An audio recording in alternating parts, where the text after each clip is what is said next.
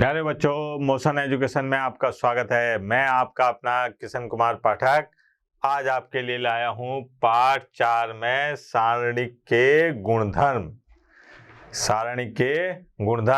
सारणी को हल करने के लिए इसके कुछ गुणधर्म हैं जिससे आप कई बड़े बड़े सारणिकों को बेहद आसानी से हल कर लेंगे।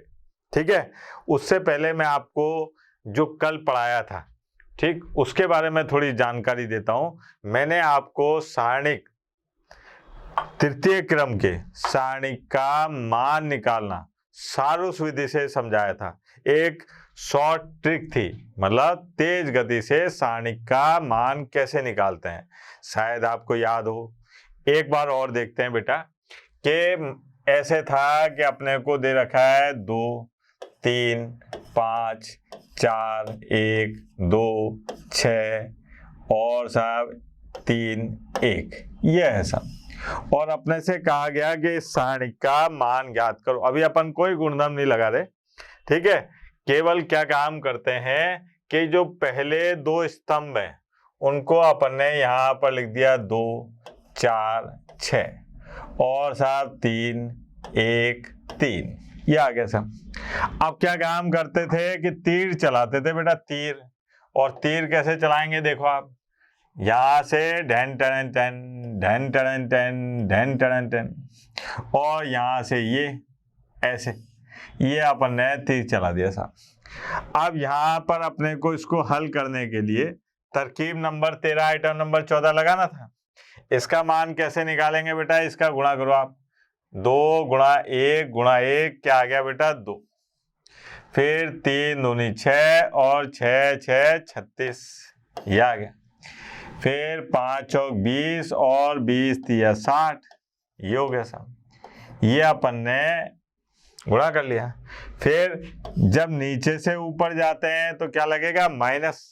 तो भैया 6 गुणा 1 गुणा 5 कितना हो गया, 30। फिर साहब 3 दूनी 6 6 दूनी 12, ठीक।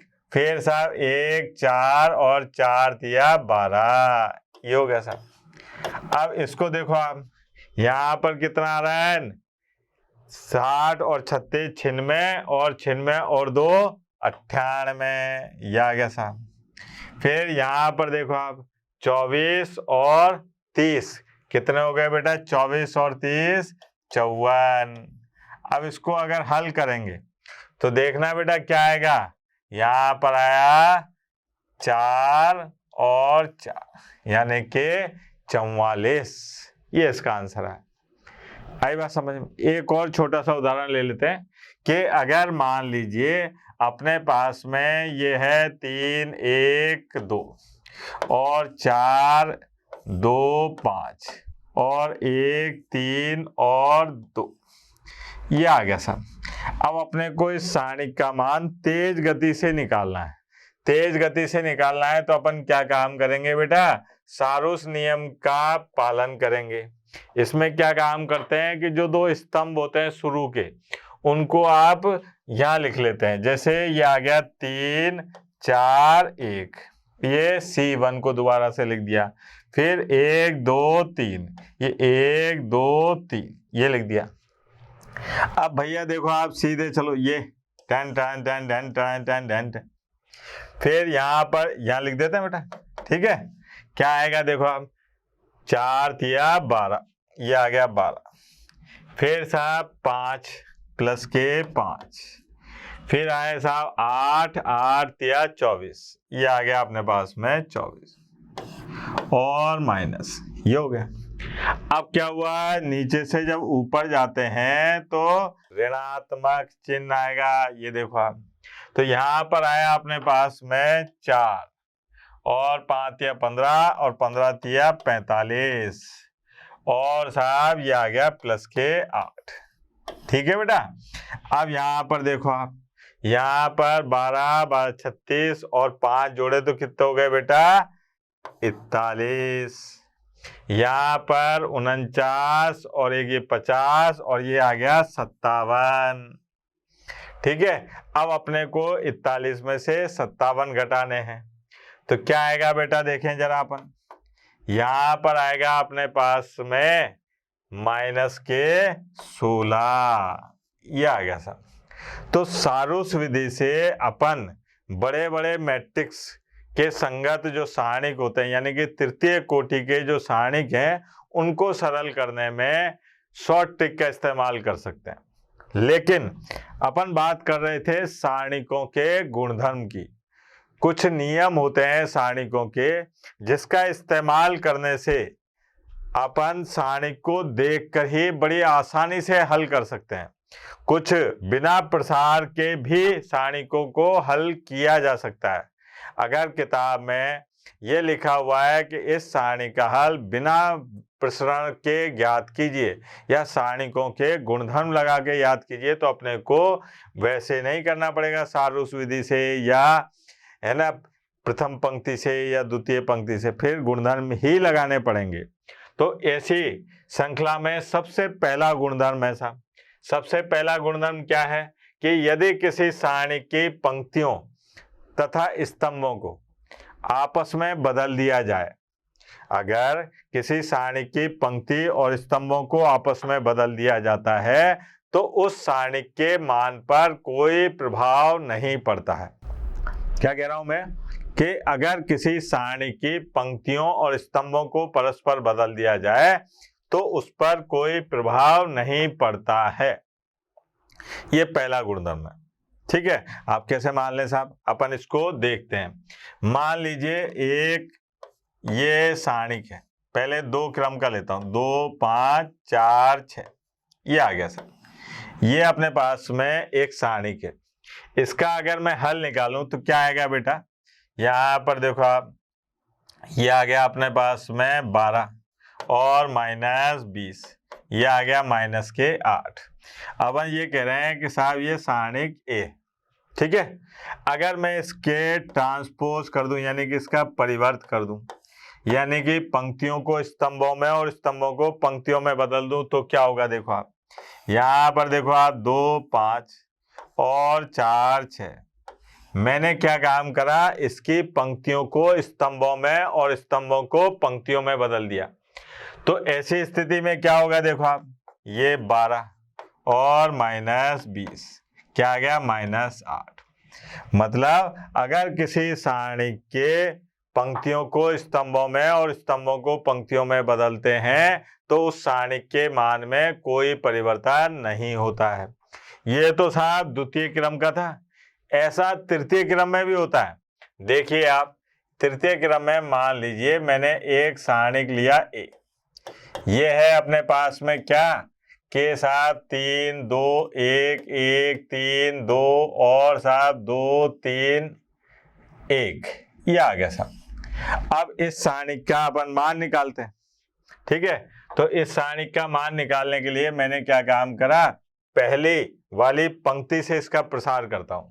यहां पर लिखा मैंने प्लस माइनस प्लस।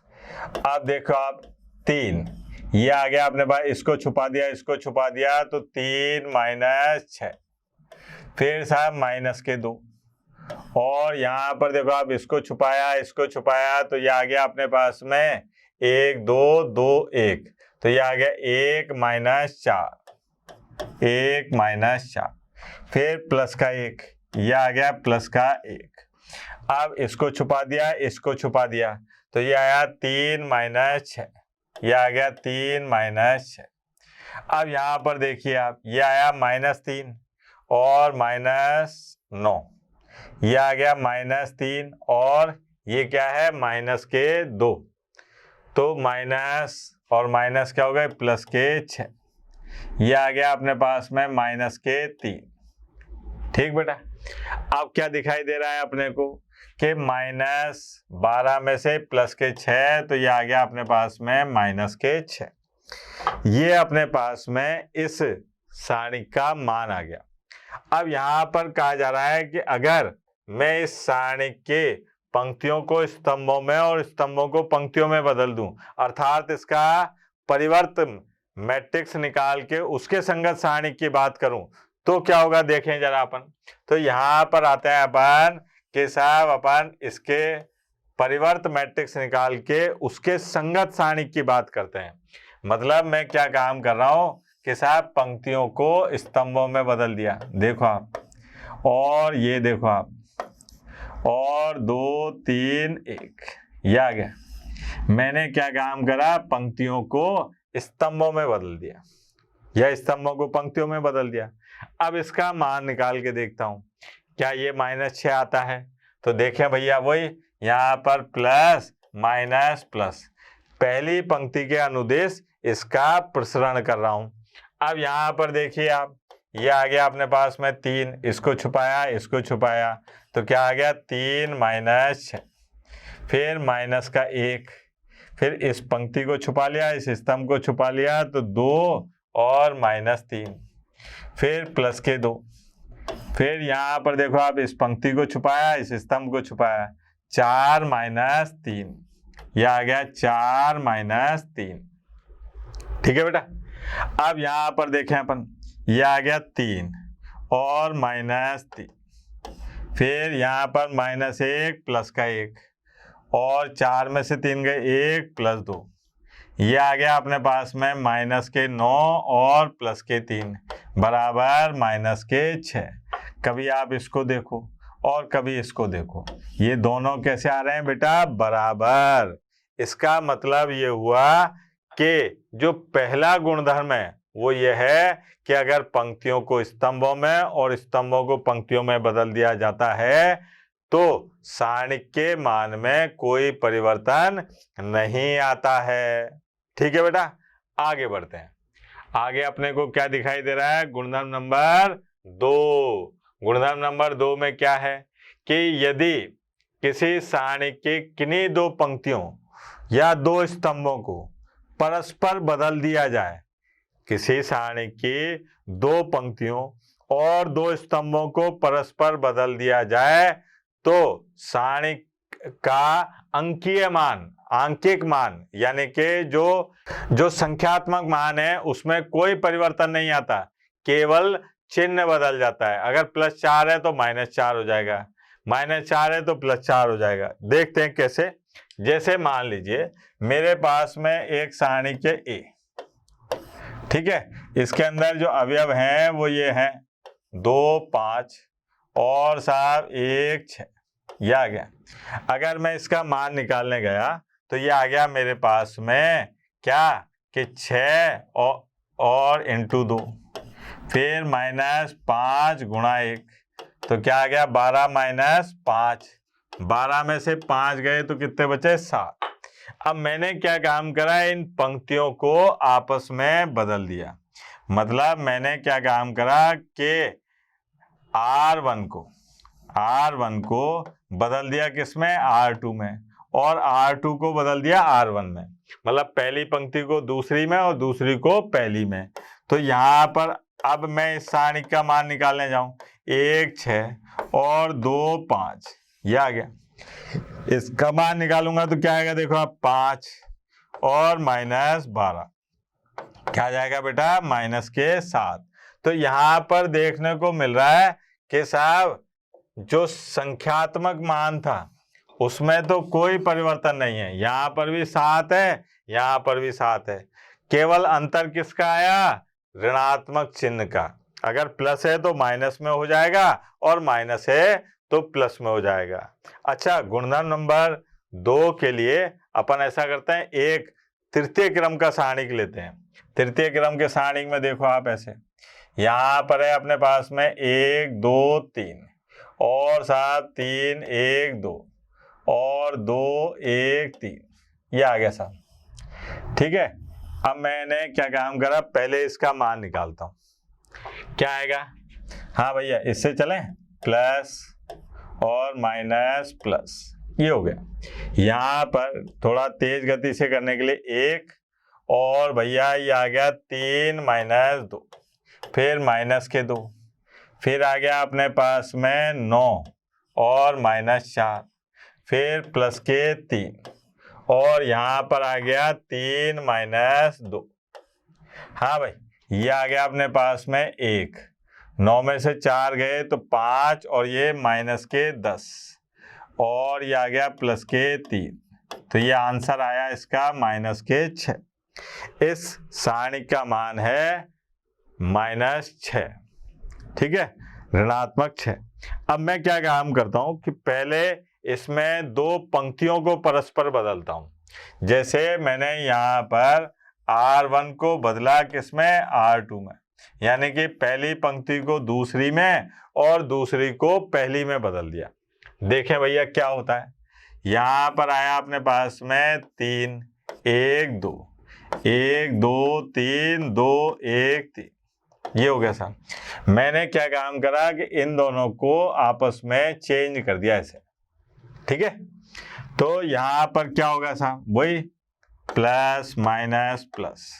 अब सरल करने क्या, तो 3 6 -3 -1, और ये आएगा अपने पास में 3 -6, ठीक है।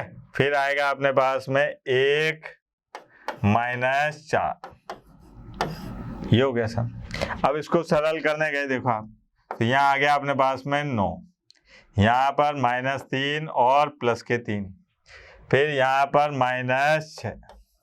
अच्छा, 12 में से -6 करें तो कितना आ गया, प्लस के 6, ये हो गया। इसका मतलब यह है, देखो आप, अंकीय मान, आंकिक मान, यानी कि यहाँ पे भी 6, यहाँ पे भी 6।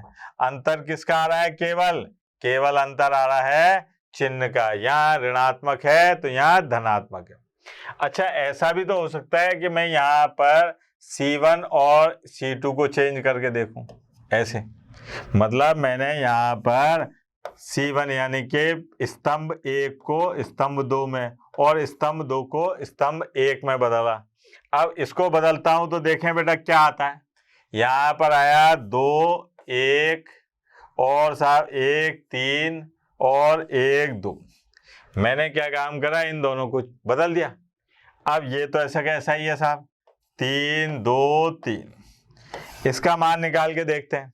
तो यहाँ पर देखो आप, प्लस माइनस प्लस, ठीक है।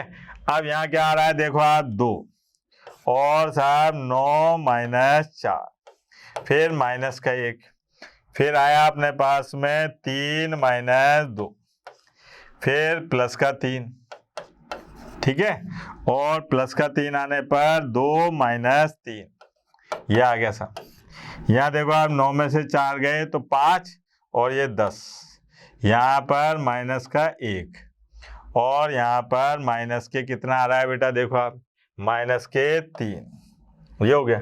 तो 10 में से अगर -4 गए तो क्या बचे अपने पास में, प्लस के 6। तो यहाँ पर मान था -6, जब मैंने दो स्तंभों को परस्पर बदला तो ये क्या हो गया, प्लस के 6। जब मैंने दो पंक्तियों को परस्पर बदला तो क्या हो गया, प्लस का 6। तो एक गुणधर्म बन गया ये कि अगर किसी सारणिक में दो पंक्तियों या दो स्तंभों को परस्पर बदल दिया जाता है, दो स्तंभों या दो पंक्तियों को परस्पर बदल दिया जाता है, तो सारणिक के आंकिक मान में कोई परिवर्तन नहीं होता, केवल चिन्ह बदल जाता है। ठीक है बेटा, आगे चलते हैं। अब गुणधर्म नंबर 3 की बात करते हैं। गुणधर्म नंबर 3 में कह रहा है कि यदि किसी सारणी की दो पंक्तियां या दो स्तंभ सर्वसम हो, एक जैसे हों, तो ऐसी स्थिति में इसका मान 0 होता है। कैसे? सर्वसम हो या बनाए जा सकते हो, तो ऐसी स्थिति में इनका मान क्या होगा, 0। ये तृतीय क्रम के सारणिक के लिए ज्यादातर काम में करता है। अब ज्यादा काम क्या करेगा, देखो आप, जैसे एक सारणिक है अपने पास में ए, अगर यहाँ पर लिखा हुआ है 2 1 3 और 5 4 2 और साहब 2 1 3, ये है, तो अगर यहाँ दिखाई दे रहा है आपको कि ये दोनों, देखो आप, एक जैसे मान है। कैसे हैं? एक जैसे। तो आप यहाँ पर कह सकते हो कि साहब इस सारणी का मान 0 होगा। लेकिन ऐसे कैसे मान लें साहब? सरल करके देखते हैं। अगर सरल करके देखते हैं तो ये आया प्लस माइनस प्लस बराबर, ये लिखा है 2 और ये छुपाया तो 12 - 2, फिर माइनस के 5, इसको छुपाया तो 3 - 3, फिर प्लस के 2, फिर इसको छुपाया तो 2 माइनस 12, ये आ गया। अब यहाँ पर 12 में से 2 गए 10 और ये आ गया 20, ये माइनस 0 क्योंकि 0 का गुणा 5 से करा। यहाँ पर आया माइनस 10 तो ये माइनस 20, अल्लाह को प्यारा आ गया, क्या आ गया 0।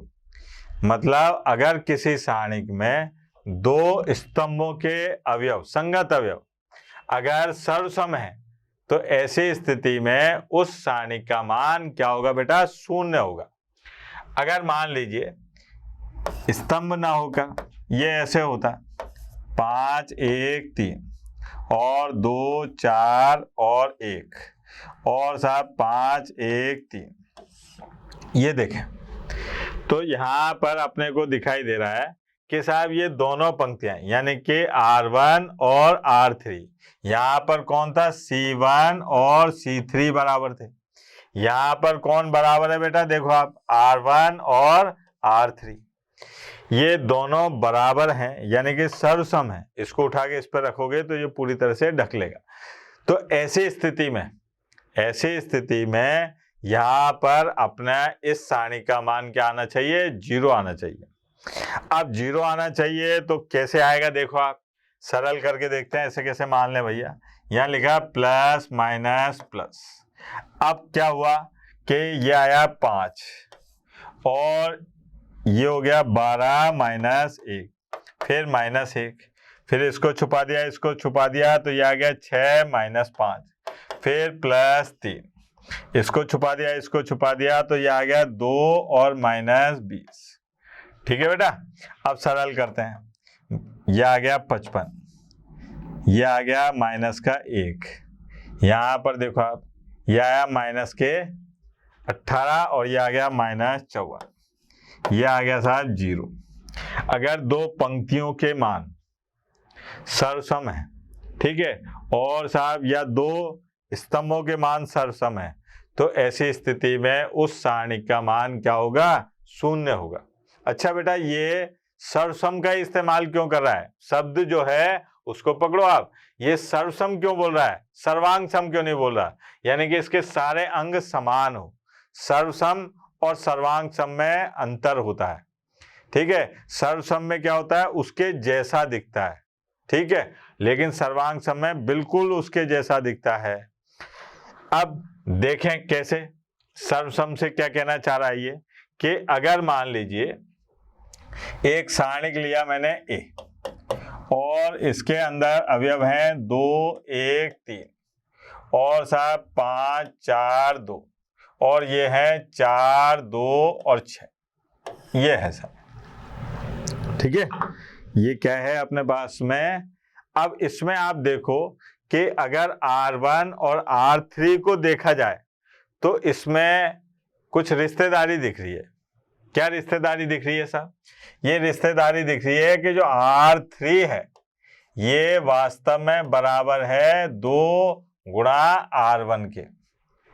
इसके जो संगत अवयव हैं वो क्या दिखाई दे रहे हैं कि R1 में अगर 2 का गुणा करें तो वो R3 के बराबर दिखाई दे रहे हैं। देखो आप 2 गुणा 2 4, 1 गुणा 2 2, 3 गुणा 2 6। तो ऐसी स्थिति में इसका मान क्या होगा, 0 होगा। अब ऐसे कैसे मान ले साहब 0 होगा, तो उसके लिए अपने पास में क्या है, इसको सरल करके देखते हैं। ये है अपने पास में प्लस माइनस प्लस, ठीक है बेटा। तो यहाँ पर देखें ये आया अपने पास में 2 और साहब इसको छुपाया 24 और माइनस 4, फिर माइनस का 1, इसको छुपाया तो ये आ गया 30 और साहब माइनस के 8, ठीक है। फिर उसके बाद में बात करी अपन ने प्लस का 3, यहाँ पर आ गया 10 और माइनस के 16। हाँ भैया, ये 24 में से 4 गए तो 20 और दूने 40, 30 में से 8 गए 22 और माइनस से गुणा हो रहे हैं तो माइनस 22, यहाँ पर माइनस के 6, ठीक है, 3 से गुणा हुए तो माइनस 18, यानी कि 40 माइनस 40 क्या आ गया बेटा, 0। अगर दो पंक्तियों या दो स्तंभों के अवयव सर्वसम होते हैं तो उस सारणी का मान क्या होता है बेटा? शून्य होता है। अब आते हैं अपन गुणधर्म नंबर 4 की बात करते हैं बेटा। गुणधर्म नंबर 4 में कह रहा है कि यदि किसी सारणी की किसी पंक्ति या स्तंभ के प्रत्येक अवयव को किसी संख्या से गुणा किया जाए तो जो सारणी का मान प्राप्त होता है वो उस संख्या के गुणनफल के बराबर प्राप्त होता है। वो देखने के लिए आप ऐसे समझें कि साहब एक सारणी है अपने पास में ए और इसके अवयव लिख रखे हैं अपन ने 2, 5, 1, 3, ये आ गया साहब। ठीक है, अब क्या है, इसको सरल करते हैं तो यहां पर आ रहा है अपने पास में 6 - 5, 6 - 5 यानी कि 1, ये आ गया साहब। इस सारणी का मान कितना आ रहा है अपने पास में? 1। अब मैंने क्या काम करा कि इस सारणी की पहली पंक्ति में 3 का गुणा कर दिया। पहली पंक्ति के प्रत्येक अवयव में किसका गुणा कर दिया? 3 का। और उस सारणी का मान रखा मैंने b। क्या मान रखा? b। तो यहां पर क्या दिखाई दे रहा है मेरे को कि साहब यहां पर जब 3 का गुणा करा तो ये हो गया 6 और ये हो गया 15। यहां पर 1 और 3। अच्छा, इसको सरल करा, ये आ गया अपने पास में 6 × 18 और -15। क्या आ रहा है बेटा? ये आ रहा है अपने पास में 3। अब मैं b और a के बीच में अगर रिश्तेदारी निकालूं तो जो b सारणिक है वो वास्तव में 3 गुणा सारणिक a के मान के बराबर है ना। अगर मान लीजिए मैं एक सारणिक और लेता हूं c, अब मैंने क्या काम करा कि जो द्वितीय पंक्ति थी उसमें मैंने 5 का गुणा कर दिया। देखो आप, द्वितीय पंक्ति में मैंने 5 का गुणा करा तो 2, 5, यह आ गया 5 और 15। ठीक है साहब, तो यहां पर मेरे को क्या प्राप्त हो रहा है साहब? 30 और -25 बराबर आ गया 5। अगर मैं यहां पर कहूं कि साहब सारणिक C जो है वो बराबर है किसके? 5 गुणा सारणिक A के। तो यहां पर ये कहा जा रहा है कि अगर किसी सारणी की किसी पंक्ति या स्तंभ के सभी अवयवों से एक संख्या का गुणा किया जाता है तो उसका मान सारणी के गुणनफल के बराबर प्राप्त होता है। ठीक है, ये तो द्वितीय क्रम के थे। अगर मान लीजिए तृतीय क्रम के सारणिक होते तो यहां पर मैंने लिया साहब एक सारणिक A, ठीक है, और यहां पर आया वो 2, 1, 3, 1, 3, 2 और साहब 3, 1, 2, ये आ गया साहब। ठीक है, अब इसका मान निकाल लेता हूं पहले। तो इसका मान क्या आएगा बेटा? जरा देखें, यहां पर आ रहा है अपने पास में प्लस के 2, प्लस माइनस लगा दूं या ऐसे? ये सावधानी हटी, दुर्घटना घटी वाली बात है तो इसलिए ऐसे लगा लेते हैं। अब साहब 2, ये आ गया 6 - 2, फिर -1, फिर आया अपने पास में 2 - 6, फिर प्लस के 3, फिर यहां पर आया 1 - 9। ठीक बेटा, अब 6 में से 2 गए तो 4 और ये 8, ये आ गया -4 और ये प्लस के 4, 9 में से ये गए -8 और ये आ गया 24। ठीक है, अब ये है अपने पास में 12 में से 24 गए तो ये आ गया -12, यानी कि इस सारणिक A का मान जो है वो कितना आ रहा है बेटा? -12। अब मैंने क्या काम करा कि इसका कोई एक स्तंभ ले लिया, जैसे मान लीजिए C1 ले लिया। अब C1 के प्रत्येक अवयव में मैंने 3 का गुणा कर दिया। ठीक है, तो यहां पर उसका नाम रख देता हूं अलग ताकि कंफ्यूजन नहीं हो। 3 का गुणा करा तो ये आ गया 6, 3 और 9, और बाकी सब ऐसा ही रहा, 3, 1 और 3, 2, 2। अब जो गुणधर्म है वो ये कहता है कि इसका जो मान आएगा वो -36 आना चाहिए। वो क्या आना चाहिए बेटा? -36 आना चाहिए। देखें बेटा आता है कि नहीं आता -36।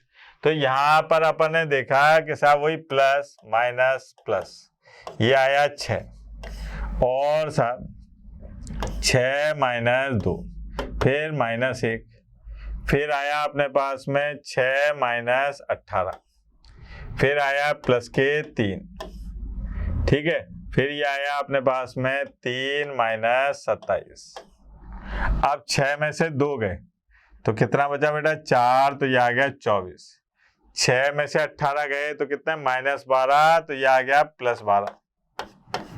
फिर 3 में से 27 गए तो 24, ठीक है, माइनस के 24, और माइनस के 24 का इससे गुणा करा 3 से तो क्या आ गया बेटा माइनस के 72।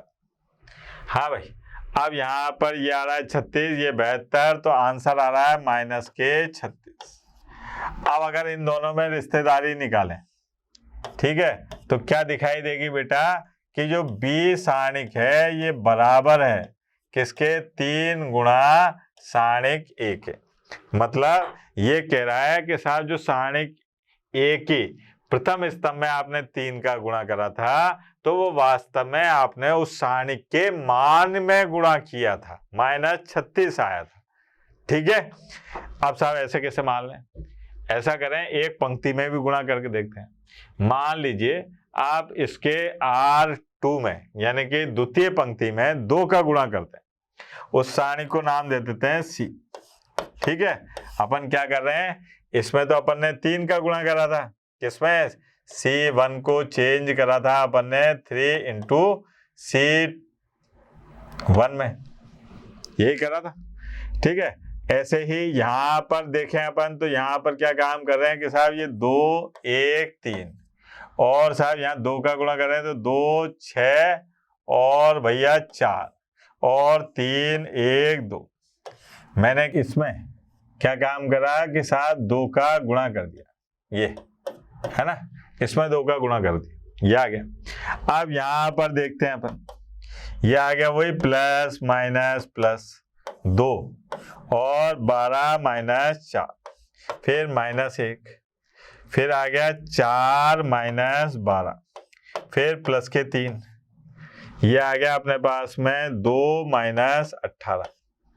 अब 12 में से 4 गए तो 8 और 8 और 16, 4 में से 12 गए तो माइनस 8 और ये आ गया प्लस के 8, फिर 16 माइनस के माइनस 16 तिया माइनस 48, ये आ गया माइनस के 40 और 40 में से 16 गए तो कितना आ गया बेटा माइनस के 24।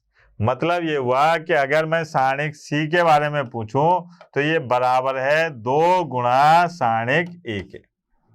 तो साहब गुणधर्म नंबर 4 जो है वो बिल्कुल सही है। गुणधर्म नंबर 4 ये कहता है कि साहब अगर किसी पंक्ति या स्तंभ में किसी संख्या का गुणा किया जाए तो उस सारणिक का जो मान है, उस सारणिक का जो मान है उस संख्या के गुणनफल के बराबर प्राप्त होता है। ठीक है बेटा, अब आते हैं अपन गुणधर्म नंबर 5 पर। हाँ भाई, यदि किसी पंक्ति या स्तंभ में प्रत्येक अवयव को 2 पदों के योग के रूप में लिखा जाता है तो सारणिक को 2 सारणिकों के योग के रूप में व्यक्त कर सकते हैं।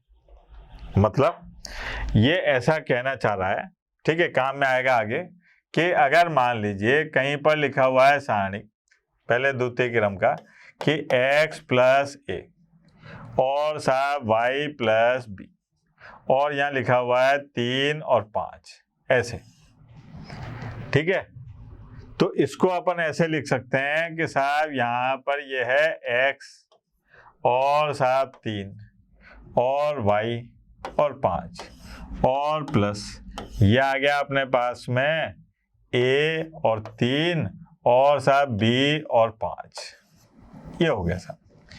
ठीक है, अब बालक समझ नहीं पाया कि यार इसको कैसे सरल करा आपने, तो यहाँ पर मैं संख्या से दर्शाता हूँ साहब। जैसे मान लीजिए मैंने यहाँ पर लिखा साहब 3 प्लस 2 और साहब 5 प्लस 4 और ये है 3 और 2। ठीक है बेटा, तो इसको मैं कैसे लिख सकता हूँ, इसको मैं लिख सकता हूँ कि साहब 3 3 5 2 और प्लस यहाँ पर आ गया 2 3 और साहब 4 2। अब बालक कहे कि साहब ये बराबर आएंगे क्या मान, तो निकाल के देख लेते हैं। 6 माइनस 15, 6 माइनस 15, ठीक है। और साहब ये आ गया 4 माइनस 12, 4 माइनस 12 कितना आया बेटा? 6 में से 15 गए तो माइनस के 9 और माइनस के 8, ये आ गया माइनस के 17। अब इसको सरल करके देखें तो वास्तव में ये क्या था? 5 3 और 9 2, तो ये आ गया 10 और माइनस के 27 बराबर आ गया किसके? माइनस 17 के। देखो आप, तो इसका मतलब अगर किसी पंक्ति और स्तंभों के जो पद हैं वो दो पदों के योग के रूप में व्यक्त हैं, तो आप उसको दो सारणिक के रूप में अलग अलग करके लिख सकते हैं। दो सारणिक के रूप में अलग अलग करके लिखा जा सकता है। ये द्वितीय क्रम के नहीं, तृतीय क्रम के लिए भी ऐसा होता है। अगर मान लीजिए कहीं पर लिखा हुआ है साहब कि ये सारणिक ए है, ठीक है, और साहब इसके अंदर जो अवयव हैं वो ऐसे लिखे हुए हैं x प्लस ए, वाई प्लस बी और z प्लस सी। यहाँ पर है अपने पास में b और c, यहाँ पर आया अपने पास में, ठीक है, a और b, और यहाँ पर आया अपने पास में c और b, ठीक। अब इसको अपन कैसे लिख सकते हैं? तो यहाँ पर ये लिखाई में आएगा साहब ऐसे x b c और साहब y a b और z c और b और प्लस यहाँ पर आ गया अपने पास में a b c b a b और साहब c c और b। ये हो गया सर। मतलब अपने को अगर ऐसे जरूरत पड़ती है तो इसको अलग अलग करके लिखते हैं। अगर मान लीजिए आपका मन कर रहा है कि साहब मेरे को अभी जैसे 2 का करके बताया था ना, ऐसे इसका भी करके बताओ, तो वो भी दिखा देते हैं साहब आपको। कैसे? कि जैसे मान लीजिए अपने पास में एक सारणिक है, ठीक है, यहाँ पर लिखा अपन ने कि साहब 3 प्लस 2 और साहब 4 प्लस 3 और 5 प्लस 4, ये आ गया 1 2 3 3 1 2, ये है। इसको मैं अलग अलग करके लिखता हूँ, ठीक है। तो इसको ऐसे लिखा जा सकता है साहब कि 3 1 3 और 4 2 और 1 और साहब 5 3 2 और प्लस यहाँ पर लिख सकते हैं 2 1 और 3, ठीक है, फिर 3 2 1 और 4 3 और 2, यह आ गया साहब, ठीक है। इसको सरल करके देख लेते हैं। इसको सरल करते हैं पहले। तो ये आ गया 3 और 4 माइनस 3 माइनस 4, ये आ गया अपने पास में 2 माइनस के 9, फिर प्लस के 5, ये आ गया अपने पास में 1 माइनस 6, फिर इसको सरल करा तो ये आया अपने पास, इसको पहले तो इसको सरल करा भाई, फिर प्लस, हाँ भैया, यहाँ पर आया अपने पास में 2 और 4 माइनस 3, फिर माइनस 3, हाँ भाई, ये आया अपने पास 2 माइनस 9 और प्लस के 4, फिर ये आया अपने पास में 1 और माइनस 6।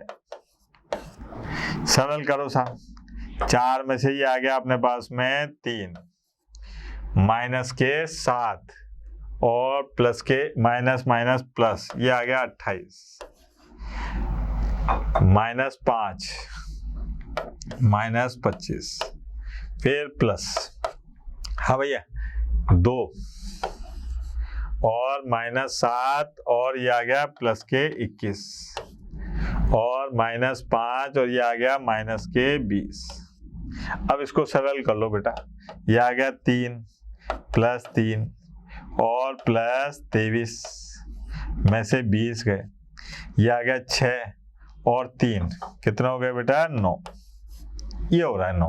अब इसको सरल करके देखो तो यहाँ पर है 5, ठीक है, और 5 का गुणा करा है 4 माइनस 3 फिर माइनस 7, ठीक है, तो 2 माइनस 9 फिर 9 और ये आया अपने पास में 1 माइनस 6, ये हो गया। इसको सरल करके देखें अपन, 4 में से ये 5 माइनस के 7 और ये प्लस 49, फिर यहाँ पर है माइनस के 5 तो ये आ गया माइनस के 45।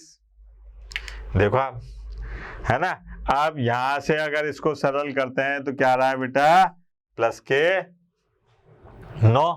भाई 49 में से ये गए तो 4 और 5 जोड़े तो 9।